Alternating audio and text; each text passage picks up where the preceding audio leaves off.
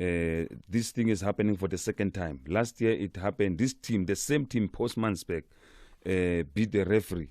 They pleaded guilty on the DC. They were fined. Again, they are repeating the same thing. So this is the same team. This is the same team that plays in the Northern Cape in the ABC Municipal League. Yes. They beat a referee last season. And they also took the phone of the match commissioner, Lebogang Daniels, who is my colleague. I'm not happy today. It's one of those days where, you know, after having celebrated football the way we have, not only over the weekend now, because yes, people were mad that their teams lost. Some were happy and ecstatic that their teams won. The AFCON has just come back. We've just come back from there, and there was a lot of celebrations, and there was just a good feeling about football. Until, if you go to my Twitter right now, it's at Andile Ncube. Until we saw footage shot on different cameras by different people that emerged on social media, Twitter or X in particular. And if you go to at Andile Ncube, you'll see the videos I'm talking about of just pure violence. That's all that is. Thuggery and violence. That's it. There's nothing else. There's no other way to describe that. People beaten. Soccer players beaten. Coach beaten. By people that are supposed to be professional. By teams that are trying to one day play in the top tier of South African football. By teams that are trying to qualify to get to the next foundation so that they can get to the PSL, by players that one day want to wear Bafana top. Yet there they are, beating referees, beating coaches to a pulp. Former Orlando Pirates player James Mutibi is a coach of Jacksa Spears in the Northern Cape. I've seen the pictures and we're going to put them up. So if you are streaming with us live on Instagram or on Facebook, you're going to be able to see those pictures live, because nobody should ever look like that from coming back from a soccer match as a coach. No one should have injuries like that. But what is it all about? It's a team that's at number 1 versus a team that's at number 3 in the Northern Cape stream. How did it get to a point where there's flying kicks? Where people are jumping fences fearing for their lives, where referees are running fearing for their lives. How did we get here? You know, they always say, and I think it's Dr. Ivan Khoza who often says that what we see in football, in sport, but particularly in football in this country, is a mirror image of what society is like. And when you see all the videos of what's happening in society in general, people shooting guns wherever they went, however they want. People, beating people in the streets, the fights that are happening, the killings that are happening. Then you say, hey, maybe it's true. Football reflects us as a society. And if that's the case, then what we've just seen now happening in the Northern Cape, then I guess it's no lie. It's who we are. Let's at least get to an understanding of what transpired and SAFA, being the mother body that takes care of that league. What are they going to do or say about this? Surely something must happen. Banyana are in action today, taking on Tanzania in the second leg. We did win away. It's a CAF Olympic qualifier. Remember that African champ South Africa target a special ticket to Paris 2024 Olympics. But Tanzania wants to impress their nation on foreign soil. This is the second leg of the CAF Women's Olympic qualifiers third round. Catch Banyana versus Tuga Stars tonight, Tuesday, 27th of February at 7 o'clock, live on SABC Sport on DTT Channel 4, SABC 3 and SABC radio stations. Also available on SABC Plus and SABCsport.com. Brought to you by SABC Sport. I've just seen that team. 6 changes made by Desiree Ellis from the team that played away. And Andile still doesn't get to start. 6 changes made and Andile Dlamini still doesn't get to start. Hey. Yeah, I've got the referee with me here today, because when we were looking at the story, this is the man that had the insight on it, Victor Hlongwane. You normally hear him on a Monday, he's here on a Tuesday, because Vic, this came to you as it was happening, people saying, hey, the referee is under attack, what's going on here? It's lawlessness happening. Yeah, reperile. To the listeners, it's a shame. I don't know whether as referees we should go to the fields with guns, because we are under attack, and This thing is happening for the second time. Last year it happened. This team, the same team, Postmasburg, beat the referee. They pleaded guilty on the DC. They were fined. Again, they are repeating the same thing. So this is the same team. This is the same team that plays in the Northern Cape in the ABC Ncube League. Yes. They beat a referee last season. And they also took the phone of the match commissioner, Lebogang Daniels, who is my colleague, in the same situation. So they pleaded guilty in the DC. They got a fine. I don't know how much was it. But then they are repeating the same thing. So when they repeat... I mean, we've been trying to, and we've got the owner's number, we've got the coach's number, we've called them, Postmasburg, over and over again. And I know this is going to get to them. As per usual, when we speak about people tell them, please let them know that they're more than welcome to come here and defend themselves or speak for themselves. This is Postmasburg that plays in the Northern Cape, in Stream B of the ABC Ncube League. Second time, they're beating a referee. Exactly. And we're pleading to the authorities of SAFA in that region to say, are you going to wait for someone to die in that stadium before you could institute high sentence to the thuggery behavior that we saw over the weekend? Because that is thuggery behavior. You saw how the player was kicked. You saw how the referee was kicked. A captain of a team beating a referee. The captain, who is supposed to be a leader of the team, what does he want in football? He must go join boxing. But SAFA now in the Northern Cape must now act decisively to deal with thuggery behavior, because we're going to bury a referee if they don't. The signs are there. Second time. What's going to happen to the third time? Because, I mean, they beat him, he went to the floor, then everybody came to join and they kicked him and they beat him while he was on the floor. I'm told it took only one official from that team who put his body behind the line and say, I'm going to save this referee. If that guy did not stand there, we could be talking about a lost life. Now, I'm challenging the SAFA Northern Cape to say, are you going to wait for someone to die in Postmasburg before you can expel or take a harsher sentence against thuggery behavior that is entering our football? I'm told they also bullied the police, because police came. They also bullied the police. So they are law unto themselves. Whose home game was it? It was Postmasburg. The match so was it's their home game, their which home means game. they're in charge of security for that game. In terms of the SAFA uniform rules, they are in charge of security. Which obviously they decided they don't need or know they're going to provide because they knew their intention. I mean, do you know who the referee is that got beaten? Yes, the name of the referee is Edwin Slammert, and he's also refereeing in the DDC. So the magnitude of the match required a referee from an elite panel. So they took him from DDC and then to this match, for fairness. So now this is what you get. It's like you're taking me to that match and now they beat me. Do you know how bad the injuries sustained to the referees are? It was very bad. He had to be admitted to hospital, but he has been released from hospital. He's recovering from home.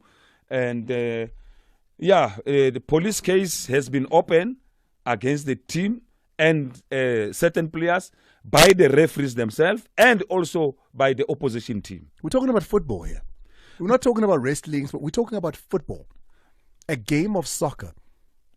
James Ncube is a former Orlando Pirates player. He was a striker back in his day. But now he coaches Jacksa Spears, as they're known. Yes. This is the team that was playing them. This is the opposition team. They were number one at the time with Jacksa Spears. Postmasburg were playing them. And even he got beaten. Even the coach got beaten. You know, I talked to James week in and week out. I was surprised when I sent him a message to say, James, I heard there was a fight here. Can you give me details? He said it was me on the photo. I'm like, James, it's you here. And it was shocking because, you know, you thought it was happening somewhere, but you're speaking to a man who has been beaten. When he explained the situation, it was said, it took only few people to save him. He was also saved by one of the officials who stood and, you know, say, I'm protecting this man. We could be saying 2 people dead now. James Ncube, the coach, is on the line now. We're going to be speaking to him, a former professional who played at the highest level, now giving back as a coach, working in the ABC Ncube in the lower divisions, growing new talent, beaten to a pulp at a game, at a soccer match. Beaten. I've seen the injuries. I've seen the photos of James. I've seen what he looked like when he got home that evening. I've seen the scars. So please, Postmasburg, you're listening to this. I know you are. Call us. Defend yourself if you can. Let's hear from you, your side of the story. I don't think there's ever a reason for anybody to get a beating in life, but I'd love to hear you try. I'd love to hear you try. And then we need to connect to me before the end of the show with Safa as well, because this is their league. And this is the third or fourth time we're calling them. Let's take a break. Welcome back. If you're just joining us, it's a curious case of ruining something good. Football is that one thing, and here's what really, really gets to me in this whole matter. Because I remember I was once a young boy growing up in Zimkule, Lamonti, Koatrijvili, going to the fields to watch football, to watch people that weren't professionals, but they were my heroes. Because these were Kasi boys doing amazing things on the field, right? And I looked at them and I was like, yo, I can't wait to see them at the top levels. I learned from them. Imagine those young people who support Postmasburg, who every week in, week out go and watch them and see violence. What does that do to them? What does that instill in them? What does that say about the society we are growing when your heroes are doing such? Let's speak now to former Orlando Pirates striker and now coach of Jacksa Spears in the Northern Cape, James Mutibi. James, thank you so much for joining us and welcome. No, thank you, Andile. Good afternoon, Mr. Vic. Good evening, Bro James. Yes, no, I'm happy that I'm on the show. When you ask how are you, you are also saying you are okay because you are a leader. You must be okay in front of your boys. But I mean, when you look at what happened over the weekend, firstly, perhaps, Bro James, let's paint a picture. You go out to go play Postmasburg. They're sitting in third position at the time. You're sitting in first position, which makes this a really big game. You know, with your 25 points and their 21 points, this is an opportunity not only for them but for Saints as well to catch up. It's millions and millions of rands that are at stake when you play a game like that. Future millions, that is. You arrive there. When does it all go pear-shaped? Andile, we planned for this game mentally and physically, because the last game that we played in Ncube, we equalized in the last minute where I put a skillful player on the wing in the dying minutes and said to the player that you are not going to pass the ball, you are going into the box, and they pulled the player, but he played advantage. And when the player lost advantage in the right center back, it's where the referee went back to the pulling and set a penalty. We scored the penalty, and then it was furious from the officials and coaches saying that we were playing referees. So we expected the treatment that we got in Postmasburg. So, when we went to Postmasburg, mentally and physically, we were prepared that anything can happen. We went into the warm-up correctly, 45 minutes. They didn't get a goal. Our plan was to get a draw. Is it 1-1 or 0-0? We frustrated them until second half. The last 5 minutes to 7 minutes, it's where we got a penalty, because the subs was the last 15 minutes of the 90 minutes. I did experience subs. It's where we made the runs behind their center backs, and we got a penalty. And it's where the chaos started, and we were prepared to kick the penalty. If you see in the video, our player had a ball in the hand, and then I ran into the field to stop my players, because the officials and the coaches were already at the coach and the supporters. So I moved my players away from the scene. They finished the referee off, kicked the referee left and right. From there they came to us. That is what happened. So the cause of all of this was the penalty given in a very late stage of the game that they felt was not rightfully given. They felt that the penalty shouldn't have been given, and that's when the violence ensued, and that's when they then beat the referee up. Yes. That is, they were furious because the referee gave a penalty. But I always say to Bravik that if I'm a coach or I'm an ex-player, or I need to go to a class of referees to see or learn about coaching or referee. You can't tell the referee what to do. You know, if he sees that he's using his discretion, it's a penalty. He's nearer. We are not nearer. The linesman is nearer. The referee is nearer to the scene. So after that, the chaos started, and we had to protect ourselves. So when did it come to you? And from what you remember, how did you sustain your injuries? You know, you'll be surprised, because I'm not going to mention names because of the case is still on. I've opened a case, a criminal case. The officials or the technical team or is the player, I know him, is from there. I've got a name, I got a surname, I know where he stays. They came to me, plus the team manager. They came to me with around 20 to 30 people. You know, I tried to beat 1, 2, 3 guys to defend myself, but the mob was too much to me, and then they tripped me and start kicking me. There's one person that assisted me. It's Lebogang Mutiwanto's friend from Oliphant's Hook, who came to pick me up unconscious, took me to the car of Lebogang Mutobi, the brother of Monty Mutobi, the former SuperSport goalkeeper. Put me in his car, and then I went to the police station to report this. Even the police was very, very slow to attend to the matter. But eventually they went to attend to the matter.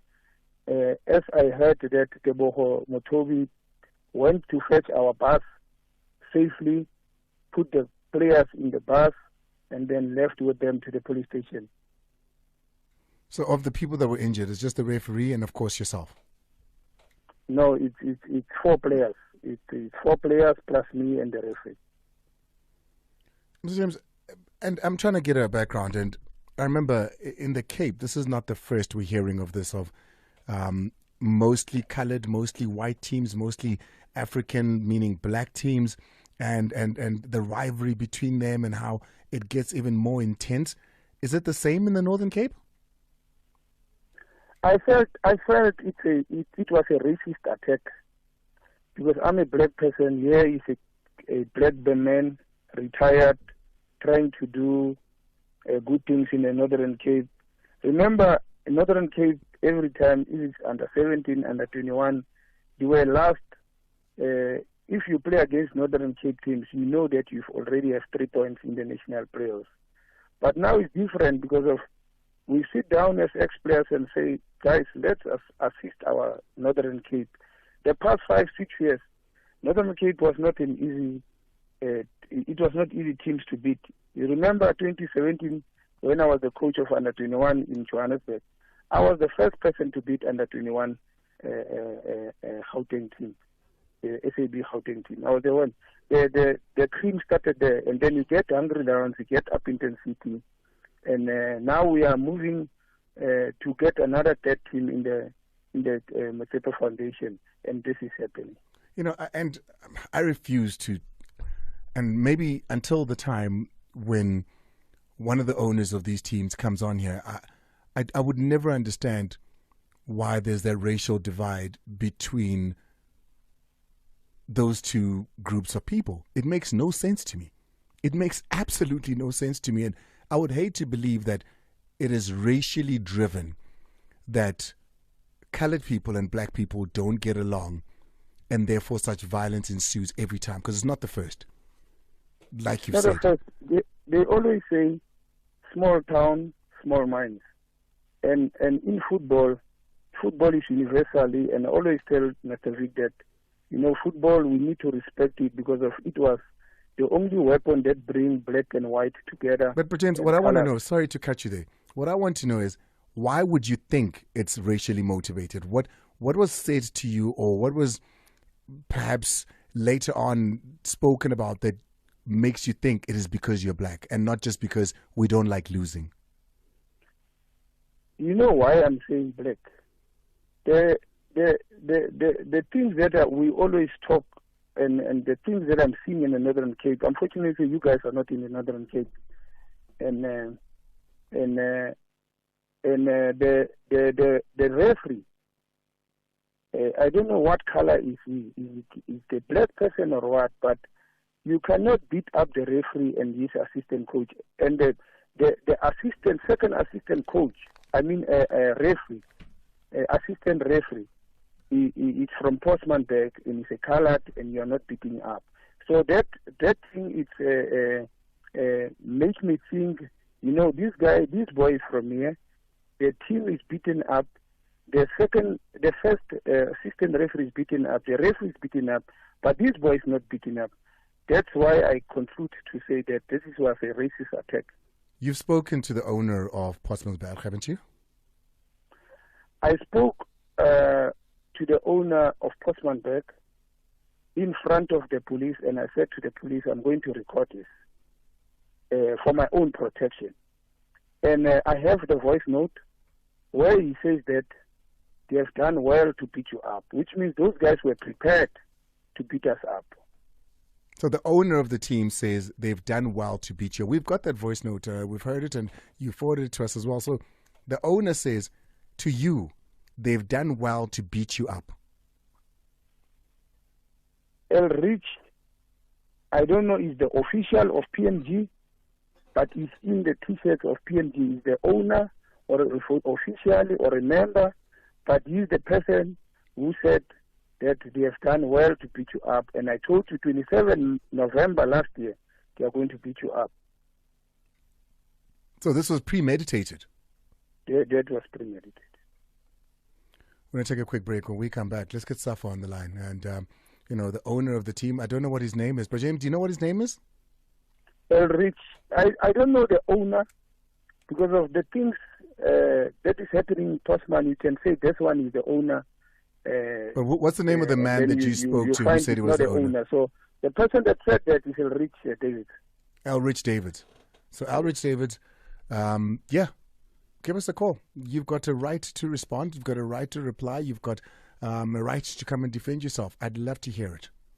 Former soccer players investing in the very same leagues that we're talking about, trying to uplift those that are coming after them to say there is a way in which you can do this football thing, but others not allowing them to do it.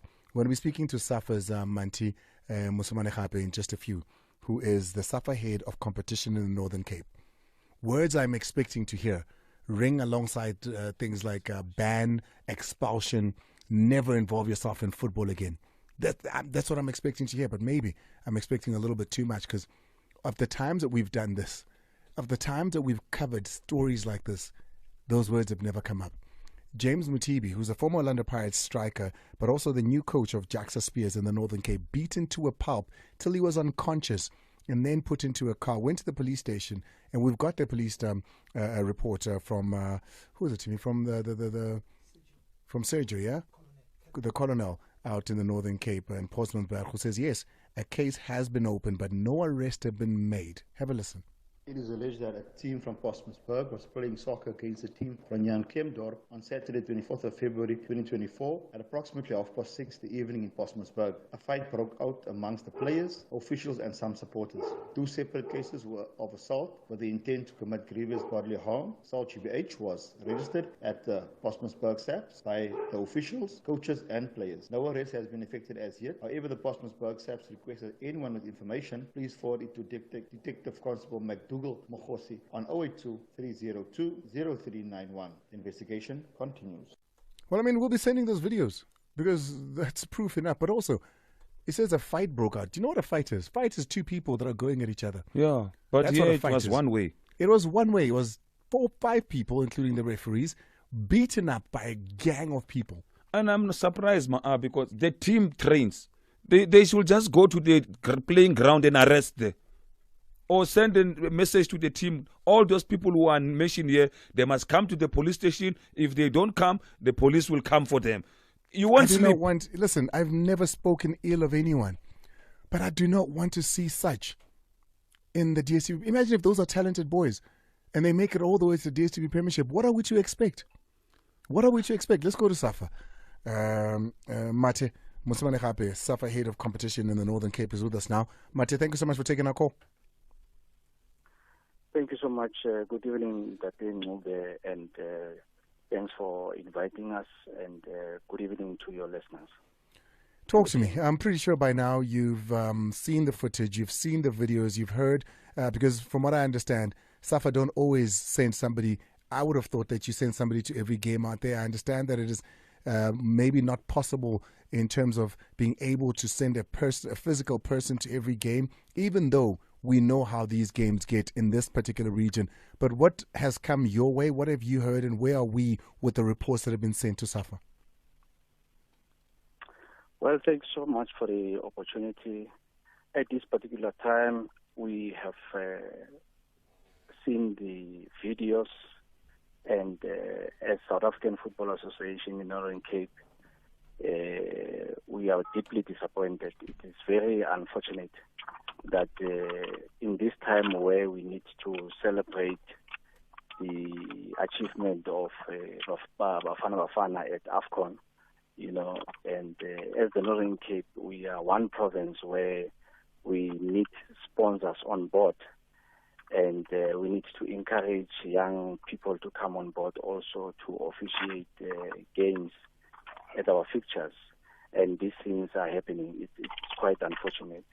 Where we are now, as in terms of this particular matter, is that we have received the reports, the match officials' reports. We have also noted the cases that have been opened.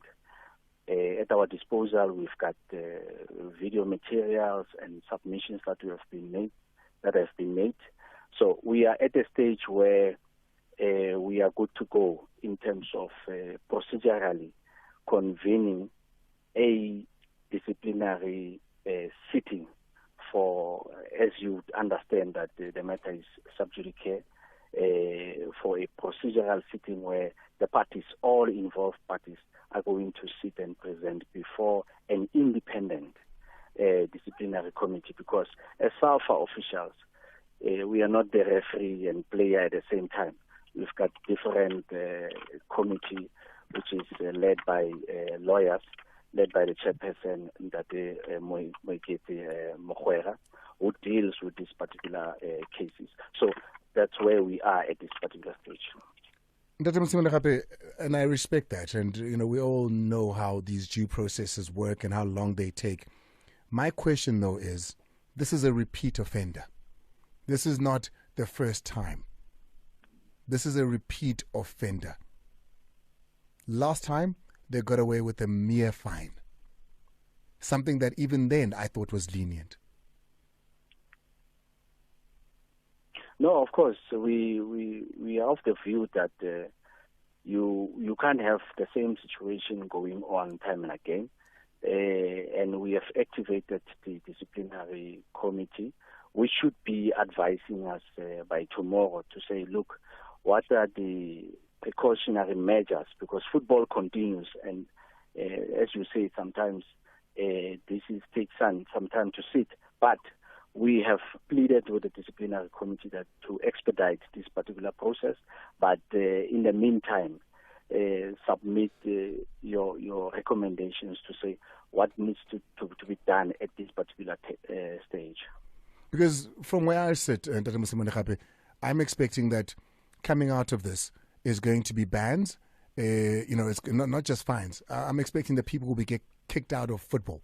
People will not be able to partake in this beautiful game that we call football. The owner of the team will never be allowed to own a football team, even in under 12 or under 9 level.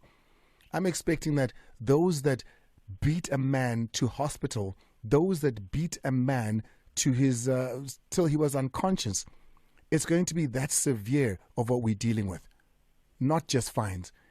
I need a book to be thrown at someone here in Tate Mosimane Gape. Well, fortunately, we've got that book.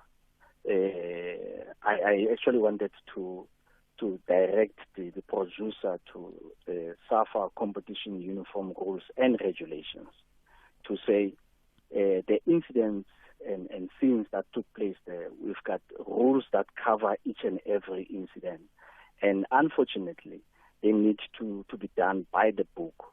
I've just noted and listened to the clip which was played by the Postmasburg police station to say it's unfortunate that when something happened, it needs to be before the court of law.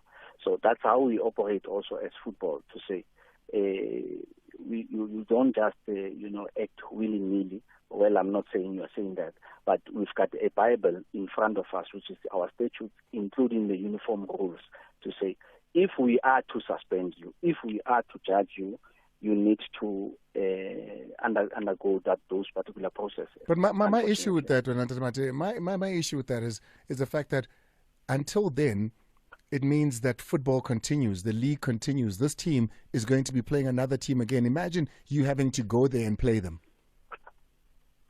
Well, it is not certain, 100% certain, because we sought advice from national office also in terms of what needs to be done. And we are at the stage where we say tomorrow we'll be releasing, we'll have a press release, and precautionary measures will be implemented in terms of we are mindful of the fact that the league must continue. And it's unfortunate that some of those actions will be taking place tomorrow and by Thursday. And hopefully, so I'll come back by the weekend, we will update the viewers. By the time they were supposed to play their next game, Postmasburg, this weekend, SAFA, through its disciplinary processes, would have come back with whatever sanctions that they've come up with. Is that what you're saying?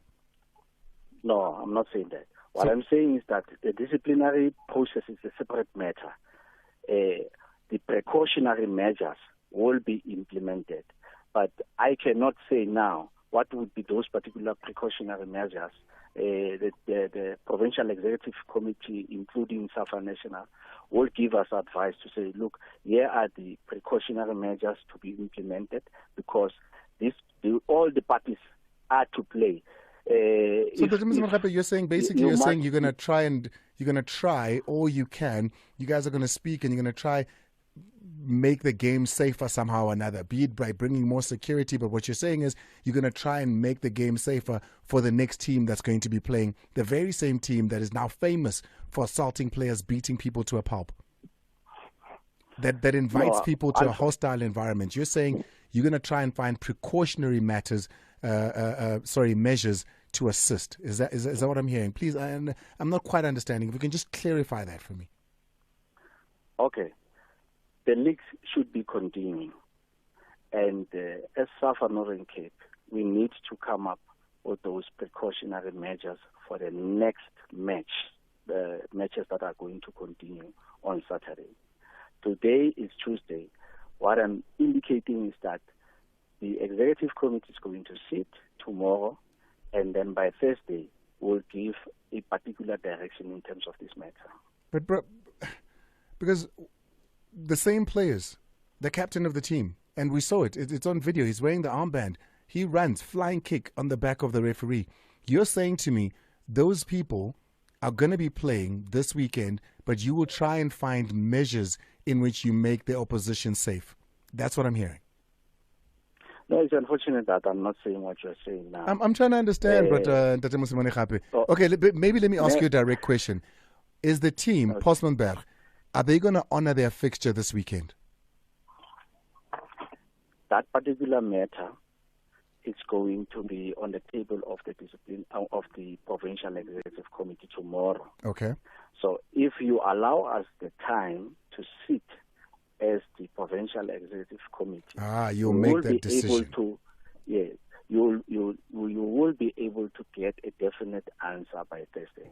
Oh, so okay, there we go. So you're going to be sitting on Thursday to decide on what to do. So you're going to fast track the disciplinary matters with your DC, with your programs, to say, guys, what do we do? But that's why I asked you a little bit earlier to say, are we going to get whatever sanctions that are going to be given to the team before the weekend? And you're saying it could happen by the time you sit on Thursday. Look, the precautionary measure does not necessarily mean you will have the final outcome of the DC on Thursday. The precautionary measures might be talking about neutral venues. They might be talking about security at the games. It might be talking about the expulsion of the team. It might be talking about suspension of the team. So we are not there as yet. That's why I'm pleading that the matter be given the PEC be given an opportunity to discuss it and come back to you. I will give you that, Mr. Ncube. Thank you so much for finding understanding with me there. And then the other matter, of course, is the game was abandoned. The game was not complete. What happens to the result of that game? Well, of course, it's a disciplinary case matter to say finally we have received the report of the referee yesterday. Our legal team is studying the report. The report is clear. Unfortunately, I cannot discuss it in public because the matter is sub judice, and which give us direction in terms of what needs to be done going forward. Is that also going to come out after Thursday to say what happens to the 3 points that were being played for? No, the 3 points matter. It's a disciplinary committee. Just hold that for me. I just need to take a quick break. If you just joined us, we are speaking to James Ncube, who's still on hold with us, of course. He is a former Orlando Pirates striker and now coach of Jacksa Spears in the Northern Cape. He was brutally attacked and beaten unconscious at a football match when he was just doing his job, coaching really, but also Mati Musimuna is with us here. Let me see, from SAFA head of competition in the Northern Cape, Tate Mate Musimane also joining us. Tate Musimane, sorry, you were still explaining because, you know, my understanding may be not as up to date as yours, but the team that is the home team, which in this case was Postmasburg, are in charge of providing security as the home team. And to the SAFA statutes, and you can correct me here, if a match is abandoned for any reason, especially for what we look at, the 3 points should go to the opposing team, isn't it? Well, it's a situation where in front of the disciplinary committee, all the parties must come and present their case. Of course, it is the core report here will be that of the referee. So it is not obvious in all cases to say once a match has been abandoned, then the opposing team will get the 3 points. The DC looks at all the evidence in front of them. I'm not specifically talking about this particular case. I'm just in general, in terms of the process, to say all the evidence needs to be there. The witnesses are called, and then the DC looks at the matter and resolve upon it.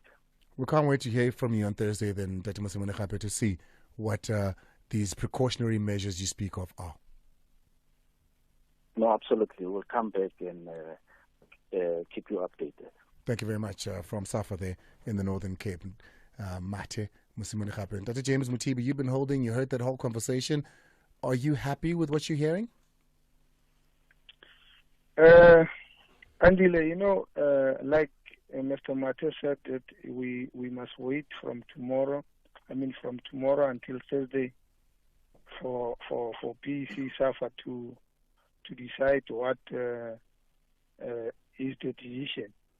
But just to answer, the proof is there. We were prepared to kick the penalty, and then the supporters and officials and coaches invaded the field and stopped the game. So it's not us who stopped the game.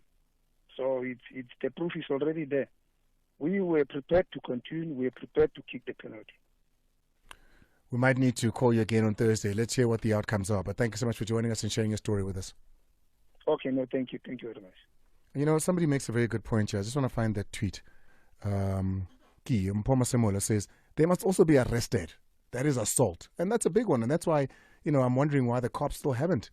I'm surprised. I'm wondering what that investigation is when everything is there. What do you investigate if you know a team is Andile FC? They train here. You just go there and arrest. You know the time they train? Kafu Tabiso says, Andile, the clips can be used as evidence to make some arrest. The players and the whole team must be banned for life in the game of sport.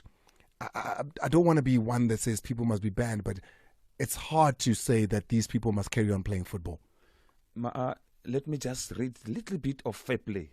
It says, play to win, but accept defeat with dignity. Observe the loss of the game. Respect opponents, teammates, referees, officials, and spectators. The last one says, use football to make a better world. What happened in Northern Cape is a shame. Kabelo Nkwane, you're absolutely right. Mr. Msimane Khape is saying things we want to hear. If we don't press him on it to act, he says, SAFA has no intention of acting swiftly. Let's hope that they do. They've given us a deadline of Thursday, and you know we keep our deadlines. Let's hear from you. All right, here we go. Call Metro FM now on 0860 002160. Drop us a voice note on 060 552 7303. Waking up, I'm too turned up. Hi, Ma'a. I am so disappointed. This is disappointing. This is disgusting. It's barbaric for us to have supporters do this. But it's, to me, the helicopter view that I have is that these supporters, these players are acting under the owner's authority. He gave the order, so he should be held accountable for that. Being a leader of a team or a group of people, your head is always on the line on how those people act, because that means when they meet behind closed doors, these are the discussions that take place. So let the law take its course. Thank you very much. Unfortunately, time is up. And Tavik, thank you so much for coming through and bringing this one to us. Thank you, Ma'a. Last from me, it's if I was the head of referees, I was not going to send referees until the decision is known. That's a big one there. We've got to get out of here. Tavik, I really appreciate you. And for everybody that goes with us on these journeys, when we do shows like this, we want to leave things better than what we found them. It's nice to speak to soccer players and coaches every day, but every now and then, we want to make a change and leave this better than what we found it. Pela. Sherile.